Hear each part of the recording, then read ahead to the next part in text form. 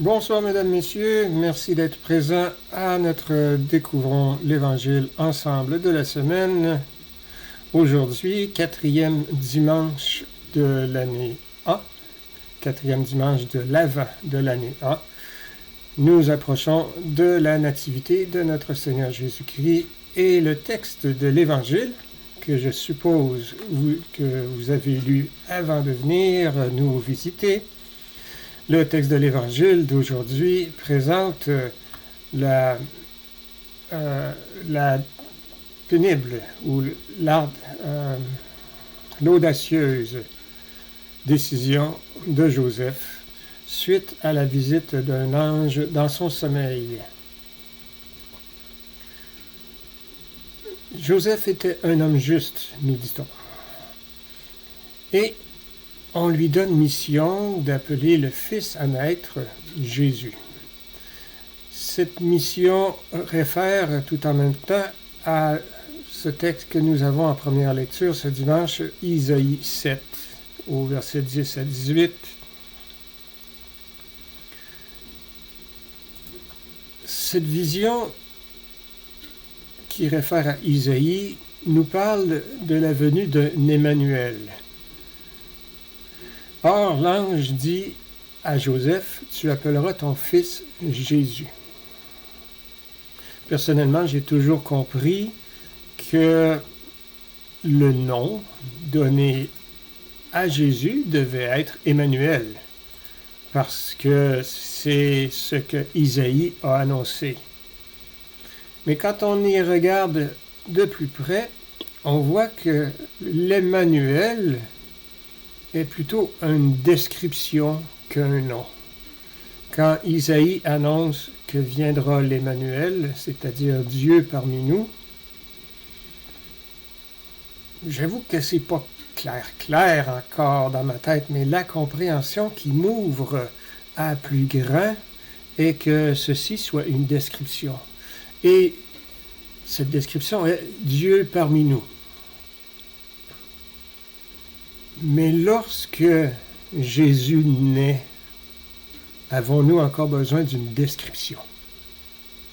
Puisqu'il est là au milieu de nous, on n'a pas besoin de dire Dieu parmi nous, il est là. Alors, cette possibilité de faire appel à un autre nom, celui de Jésus, celui qui enlève les péchés,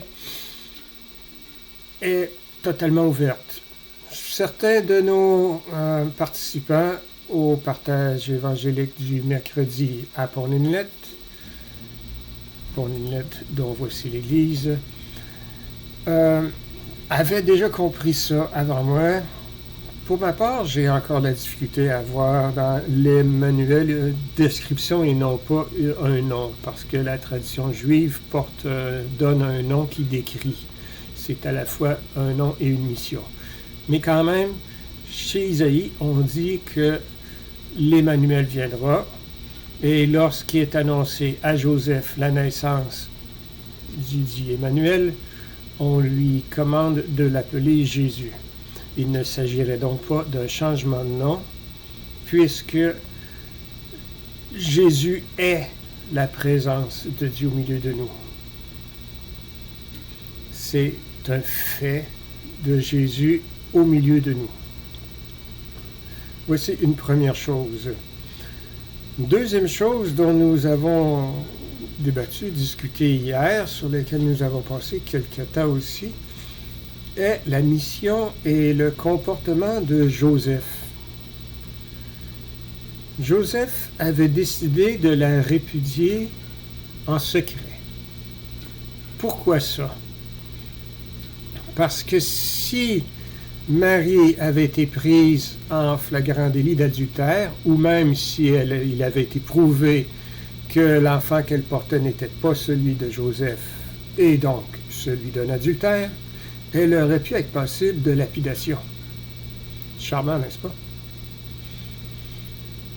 Alors Joseph, qui aimait ardemment Marie, voulait la protéger de cet opprobre qui serait tombé sur elle à cause de son état enceinte d'un enfant dont on ne connaît pas le père. alors que Marie était vertueuse. Elle serait passée de vertueuse à déchéante. Elle aurait perdu toute crédibilité. Elle aurait été couverte d'opprobre. Ensuite, quand vient le texte, on avance, on a la visite de l'ange, tu l'appelleras Jésus. N'aie pas peur de prendre Marie chez toi. Joseph s'éveille de son songe et prend Marie chez lui. Quand il prend Marie chez lui, il ne prend pas que sa bien-aimée. Ce serait facile, ce serait agréable. Il prend aussi toute la honte. Il prend aussi tout l'opprobre qui tombe sur Marie. Il prend l'odieux et la honte familiale qu'elle porte un enfant qui n'est pas le sien. C'est un jeu à tout coup perdant pour Joseph. Si on sait que l'enfant n'est pas de lui, Marie est adultère, lui n'est pas tellement mieux, la honte au village est assez forte. Mais si l'enfant était de Joseph et qu'il avait conçu avec Marie avant le mariage, voilà un autre problème. Alors Joseph, qui accepte de prendre Marie auprès de lui dans sa maison comme si de rien n'était, s'embarque obligatoirement dans un fichu problème. Problème social, que je dis. Un problème d'acceptation. Je le dis souvent, vous l'entendrez possiblement, aujourd'hui c'est la 2e capsule, mais il serait plus facile pour nous, aujourd'hui 2000 ans plus tard, d'accepter qu'une vierge enfante de l'action de l'Esprit Saint qu'à cette époque. Pourquoi, me direz-vous? Parce que c'est arrivé une fois. C'est arrivé déjà dans l'histoire. Marie est tombée enceinte de l'action de l'Esprit Saint. Nous avons cette référence. Si ça arrivait de nouveau, on dirait, c'est arrivé à Marie. Pourquoi pas? Mais à cette époque, ce n'était jamais arrivé. C'est la toute première fois. Marie a pu sentir l'effet de l'Esprit Saint en elle. Elle a senti l'enfant croître, elle a senti sa grossesse. C'est tous les symptômes de la grossesse. Mais Joseph, lui, il ne vivait pas avec sa femme. Il n'était que fiancé pour l'instant. Il ne pouvait pas voir tous ces symptômes au quotidien. Et vraisemblablement, quand Marie et lui se voyaient en public, ils étaient tellement contents de se voir qu'elle ne devait pas parler de cela ouvertement. Alors, Joseph fait face à une primeur, un événement unique qui encore aujourd'hui n'est arrivé qu'une fois dans l'histoire de l'humanité. Et il accepte d'embarquer. Avec tout le négatif que ça comporte, toutes les conséquences, toute la honte familiale, l'opprobre du village. Faut pas vous imaginer Nazareth comme Montréal, là. C'est un petit village. Un petit village encore aujourd'hui, c'était encore plus petit à l'époque de Jésus. Mettons gros village, 500 habitants. Alors, tout était connu.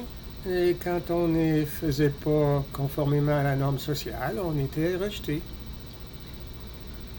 Joseph accepte de prendre chez lui Marie et toute la honte, toute la gêne, tout le rejet qui vient avec la venue d'un enfant unique, le seul de toute l'histoire de l'humanité qui fut conçu de l'action de l'Esprit Saint.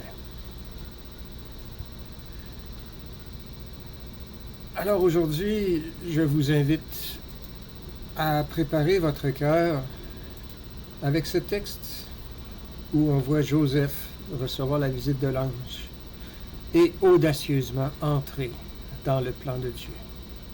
C'est une invitation à chacun de nous d'entrer dans des projets que nous ne comprenons pas, qui peuvent avoir des conséquences négatives pour nous personnellement à court terme, mais qui, à long terme et dans le plan de Dieu, font partie de l'édification du royaume sur notre terre. En vous souhaitant donc d'accueillir personnellement l'enfant Jésus qui vient au milieu de nous dans la nativité de notre Seigneur en ce 25 décembre qui s'en vient, prenons le temps de passer par cette étape du 4e dimanche de l'Avent pour découvrir les bienfaits de l'Évangile pour nous aujourd'hui et découvrir l'Évangile ensemble, entre nous et avec ceux qui vous entourent. À la semaine prochaine.